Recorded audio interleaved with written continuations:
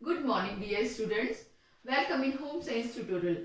आज का हमारा टॉपिक है संसाधन प्रबंधन। आज हम 11th क्लास की एनसीईआरटी बुक का 4th चैप्टर संसाधन प्रबंधन पढ़ने जा रहे हैं। तो संसाधन संसाधन किसे कहेंगे? हम अपने जीवन में देखते हैं कि हमारी अलग अलग आवश्यकताएं होती हैं और उन आवश्यकताओं को पूरा करने के लिए हम अलग अलग वस्तुओं को काम में लेते हैं। जैसे यदि व्यक्ति को भूख लगी है तो उसको भोजन की आवश्यकता होती है। आप होम साइंस सब्जेक्ट पढ़ना चाहते हैं, आपको होम साइंस की बुक की, कॉपी की, नोटबुक्स की जरूरत होती है। हम एक शहर से दूसरे शहर में जाना चाहते हैं तो हमें कार की या बस की आवश्यकता होती है। तो इस तरह से हम देखते हैं कि हमारी अलग अलग आवश्यकताएं हैं और उन आवश्यकताओं को पूरा करने के लिए हमें अलग अलग वस्तुओं की आवश्यकता होती है और इन्हीं वस्तुओं को हम साधन या संसाधन कहते हैं। ठीक है, तो इस प्रकार से भूख लगने पर हमें भोजन की, हमें दूसरे शहर में जाने के लिए कार की या बस की आवश्यकता होती है। पढ़ने के लिए हमें कॉपी पेन की जरूरत होती है। घर में आपको सोने के लिए फर्नीचर बेड की जरूरत होती है, सोफे की जरूरत होती है। जब आप मनोरंजन करना चाहते हैं तो आपको टीवी की, मोबाइल की, रेडियो की जरूरत होती है। तो इस तरह से हमारी अलग अलग आवश्यकताओं को अलग अलग संसाधन पूरा करते हैं। अब हम देखेंगे कि संसाधनों का वर्गीकरण। तो संसाधनों का वर्गीकरण, संसाधनों को मुख्य रूप से दो भागों में बांटा गया है, मानवीय संसाधन और भौतिक या गैर मानवीय संसाधन। मानवीय संसाधन ये मनुष्य से रिलेटेड होते हैं। इसके अंतर्गत आते हैं ज्ञान, किसी भी क्षेत्र में नॉलेज का होना, ज्ञान का होना, विषय संबंधी जानकारी होना, ये कहलाएगा ज्ञान होना। जैसे जिस व्यक्ति के पास वस्तुओं को खरीदने से संबंधित ज्ञान है, यानी कि व्यक्ति बाजार जाकर शॉपिंग करना बहुत पसंद है उसको, तो उसको पता है कि वस्तुओं को खरीदते समय, किसी भी चीज को खरीदते समय हमें किन किन बातों को ध्यान में रखना चाहिए। तो ज्ञान भी एक मानवीय संसाधन है। दूसरा होगा रुचि, किसी भी कार्य को करने में आनंद की प्राप्ति होना। तो जिस कार्य को करने में आपकी रुचि है, आप उस कार्य को बहुत अच्छे तरीके से करेंगे। तो ये भी मानवीय संसाधन है। तीसरा मानवीय संसाधन है कौशल। कौशल को हम बोलते हैं स्किल, यानी कि कार्य को करने की कुशलता। तो हम देखते हैं कि कुछ कार्य हम सामान्य तरीके से करते हैं और कुछ कार्यों को करने में हम विशेष निपुण होते हैं। जैसे किसी बच्चे को ड्राइंग में इंटरेस्ट है तो वह उसमें कुशल होता है। किसी बच्चे को सिलाई करना अच्छा लगता है, कुछ बच्चों को कुकिंग का शौक होता है। तो जिस कार्य में हमारी रुचि होती है उसमें हम कुशल होते हैं। कुशलता को मैं स्किल्ड कह सकती हूँ या परफेक्शन कह सकती हूँ। उसके बाद आएगा समय। समय मानवीय संसाधन है और प्रत्येक व्यक्ति के पास 24 घंटे होते हैं। तो इन्हीं 24 घंटों में हमें अपने अलग अलग क्रियाओं को करना होता है। तो समय का प्रबंधन करना बहुत जरूरी है, क्योंकि सीमित संसाधन और 24 घंटे के अंदर ही हमें विश्राम भी करना है, मनोरंजन भी करना है, पढ़ाई भी करनी है और अपने दैनिक क्रियाकलाप भी करने हैं। इसलिए टाइम को मैनेजमेंट करके चलना चाहिए। और लास्ट संसाधन है ऊर्जा। ऊर्जा ये मनुष्य की शारीरिक ऊर्जा होती है जो कि अलग अलग कार्यों को करने में काम में आती है। अब प्रत्येक व्यक्ति के अंदर ऊर्जा का स्तर डिपेंड करता है कि उसकी उम्र क्या है, उसकी शारीरिक क्रियाशीलता कैसी है, व्यक्ति का शारीरिक और मानसिक स्वास्थ्य कैसा है और परिवार की पृष्ठभूमि यानी कि परिवार का जीवन स्तर कैसा है। तो ऊर्जा भी एक सीमित संसाधन है। तो ये हुए मानवीय संसाधन, ज्ञान, रुचि, कौशल, समय और ऊर्जा। बहुत दूसरे संसाधन होते हैं भौतिक या इनको गैर मानवीय संसाधन कहते हैं। भौतिक या गैर मानवीय संसाधन, इसमें आते हैं धन। धन, प्रत्येक वस्तु को खरीदने के लिए हमें धन की आवश्यकता होती है। और आती है सामुदायिक सुविधाएं। सामुदायिक सुविधाएं जो कि हमें समुदाय में प्राप्त होती है, जैसे कि पार्क, सड़कें, ये आएंगी सामुदायिक सुविधाओं के अंतर्गत। तो मुख्य रूप से मेन वर्गीकरण तो मानवीय और गैर मानवीय संसाधनों का ही है। इसके अलावा भी बुक में आपका और अलग अलग तरह से वर्गीकरण दिया। व्यक्तिगत संसाधन, ये व्यक्ति के निजी संसाधन होते हैं, व्यक्ति के खुद के स्वयं के पर्सनल होते हैं। जैसे आप व्यक्ति की आपकी होम साइंस की कॉपी है, किताब है, इसके अलावा आपके कपड़े हैं, आपका समय है, आपकी ऊर्जा, ये आपके व्यक्तिगत संसाधन या इनको मैं निजी संसाधन भी कह सकती हूँ। ये व्यक्ति के अपने पर्सनल होते हैं। दूसरे संसाधन है सांख्यिकी संसाधन। यदि व्यक्ति किसी सोसाइटी में रहता है तो उस सोसाइटी में रहने वाले सभी लोग उस सोसाइटी में जो भी सुविधाएं मिल रही हैं उन सुविधाओं का लाभ उठाते हैं, तो ये कहलाएंगे सांख्यिकी संसाधन। जैसे कि एक सोसाइटी में 50,000 लोग रह रहे हैं, ठीक है, तो उस सोसाइटी में जो भी सुविधाएं प्राप्त हैं, जैसे कि जिम की सुविधा है या इस प्ले ग्राउंड्स हैं या स्विमिंग पूल है, तो उस सोसाइटी में रहने वाले सभी लोग उन सुविधाओं से लाभान्वित होते हैं, तो ये कहलाएंगे सांख्यिकी संसाधन। उसके बाद नेक्स्ट वर्गीकरण है जिसमें प्राकृतिक संसाधन, जो कि हमें प्रकृति से प्राप्त संसाधन है, जैसे कि पेड़, पहाड़, जल, वायु, ये सभी हमारे सीमित संसाधन है और हमें बहुत मितव्ययता से सोच समझकर इन संसाधनों का उपयोग करना चाहिए, दुरुपयोग नहीं करना चाहिए।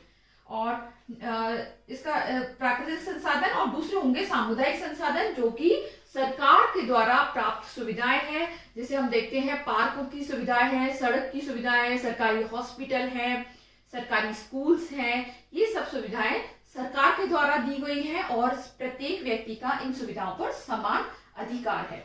तो ये सभी हुए संसाधनों का वर्गीकरण। अब संसाधनों के संबंध में एक बहुत इंपॉर्टेंट बात है कि सभी संसाधन सीमित है। चाहे धन की बात करें, चाहे हम समय की बात करें, चाहे ऊर्जा की बात करें, ये सभी संसाधन सीमित हैं। तो सीमित होने के कारण हमें इन सभी संसाधनों का बहुत मितव्ययता पूर्वक इनको खर्च करना चाहिए या हमें इनका प्रबंधन करना चाहिए। नेक्स्ट चीज आती है कि प्रबंधन क्या होता है और किस प्रकार से हम इन संसाधनों का प्रबंधन कर सकते हैं। तो हम देखेंगे प्रबंधन।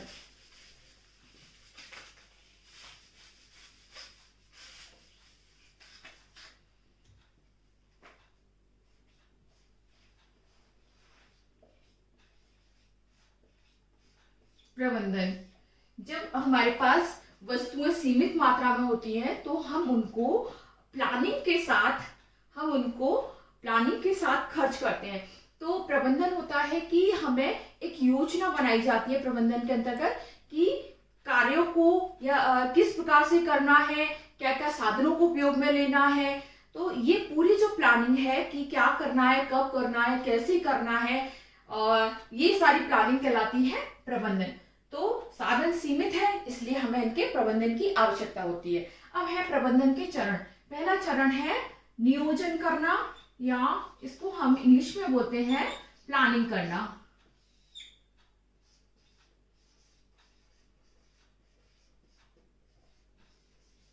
जब भी हम कोई कार्य करते हैं तो पहले उसकी हम प्लानिंग करते हैं। जैसे कि मान लीजिए एक स्कूल को पिकनिक पर जाना है, तो पिकनिक ट्रिप पर जाने से पहले प्लानिंग होगी कि क्या ये एजुकेशनल टूर है, यानी कि शैक्षिक भ्रमण है या मनोरंजन के लिए भ्रमण है। उसका उद्देश्य डिसाइड किया जाएगा, क्या उसका उद्देश्य है, फिर कितने बच्चे टूर पर जाएंगे, किस प्रकार से बस के द्वारा जाएंगे, बच्चे कितने पर्सनल व्हीकल से आएंगे, किस प्रकार से वहां पर जाएंगे, तो वहां पर क्या क्या वस्तुओं को ले जाने की आवश्यकता है, जिस जगह हम घूमने जा रहे हैं वहां पर हमें लेनी पड़ेगी, अथॉरिटी से परमिशन लेनी पड़ेगी। तो ये सब चीज आएंगी प्लानिंग के अंदर। क्या करना है, कैसे करना है, किसके द्वारा किया जाएगा, ये सब आएंगी प्लानिंग के अंदर। तो जब हम प्लानिंग करते हैं तो हम अपने किसी भी समस्या को या अपने लक्ष्य को प्राप्त करने के लिए बहुत सारे विकल्पों को खोजते हैं, सर्च करते हैं कि हमारे पास क्या क्या विकल्प हो सकते हैं, और उन विकल्पों में से हर विकल्प के हम पॉजिटिव और नेगेटिव पॉइंट्स को सोचते हैं, उन पर विचार विमर्श किया जाता है और उसके बाद जो बेस्ट विकल्प होता है उस विकल्प का चयन किया जाता है। तो प्लानिंग के अंतर्गत डिटेल में किसी भी कार्य को करने की योजना बनाई जाती है। सेकंड होता है इसमें संगठन करना,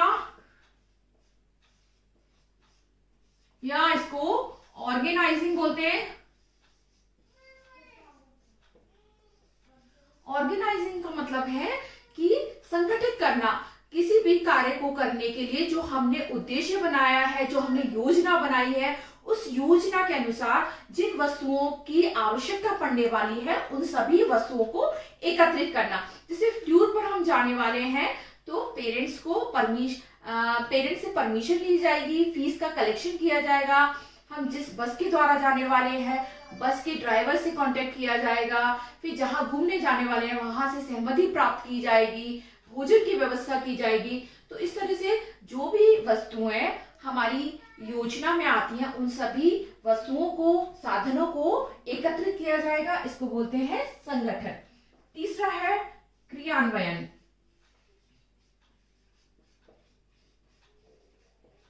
क्रियान्वयन या इसको बोलते हैं इम्प्लीमेंटेशन।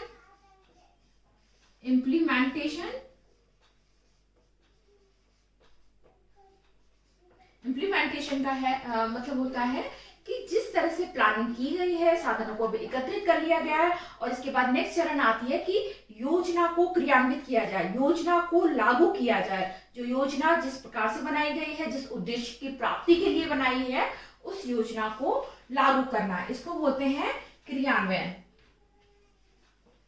नेक्स्ट चरण है नियंत्रण।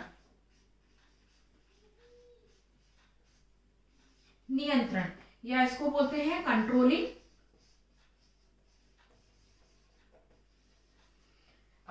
जब योजना को लागू किया जाता है तो उस समय योजना में ध्यानपूर्वक देखा जाता है कि कहीं किसी चरण में कोई परेशानी तो नहीं आ गई है जिससे कि लक्ष्य की प्राप्ति नहीं हो सके। तो जो हम पिकनिक जाने का एग्जांपल देख रहे थे तो उसमें मान लीजिए हम क्रियान्वयन करने लगे योजना का कि जिस दिन हमें पिकनिक पर जाना है, सभी बच्चे भी आ गए हैं, टीचर्स आ गए हैं, तैयार हैं, लेकिन बस नहीं आई।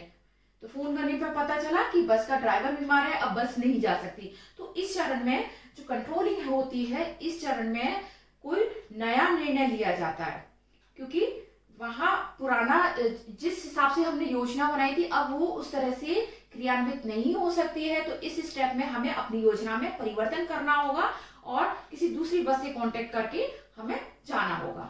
ठीक है, अगर मान लीजिए मैं एक और एग्जांपल दूं कि मैं केक बनाने जा रही हूँ। केक बनाने के लिए पहले प्लानिंग की गई कि केक बनाना है। संगठन स्टेप पर अलग अलग साधनों को जैसे मैदा, पिसी हुई चीनी, baking powder, baking soda, vanilla essence, इन सभी साधनों को एकत्रित किया गया। क्रियान्वयन का मतलब योजना जो जिस कार्य के लिए बनाई गई है उसको लागू करना, केक बनाना शुरू करना। तो केक बनाने के दौरान उसका घोल बैटर बनाया गया और इस चरण में, नियंत्रण चरण में हम देखते हैं कि केक को पकाने के लिए माइक्रोवेव की आवश्यकता होती है और जब केक को पकाने के लिए रखने वाले थे तो लाइट चली गई। ठीक है, तो अब हमें अपनी योजना में कुछ फेरबदल, कुछ चेंज करना होगा और अब डिसाइड किया गया कि लाइट नहीं है, माइक्रोवेव में हम कुक नहीं कर सकते, तो इसको गैस पर कढ़ाई में ही कुक किया जाए या बेकिंग जो बाटी बनाने का कुकर है उसमें बेक किया जाए। तो ये इस तरह से नियंत्रण चरण में योजना में लागू करने में यदि कोई परेशानी है तो उसमें परिवर्तन किया जाता है। और लास्ट चरण है मूल्यांकन। तो मूल्यांकन करना या इवैल्यूएशन करना ये सबसे इंपॉर्टेंट चरण है और इस चरण में ये देखा जाता है कि योजना को क्रियान्वित करते समय क्या क्या समस्याएं आई और ताकि नेक्स्ट समय जब भी योजना को बनाया जाए तो उन समस्याओं को, उन परेशानियों को दूर रखा जाए और एक सफल योजना बनाई जाए। तो इस तरह से आज की वीडियो में हमने देखा संसाधन क्या होते हैं, संसाधनों का वर्गीकरण और प्रबंधन प्रक्रिया, संसाधनों को हम किस प्रकार से प्रबंधन कर सकते हैं। तो मैं उम्मीद करती हूँ आपको आज का वीडियो पसंद आया होगा। यदि आपको इसमें कोई समस्या है आप कमेंट करें और इस चैनल को लाइक करें, सब्सक्राइब करें।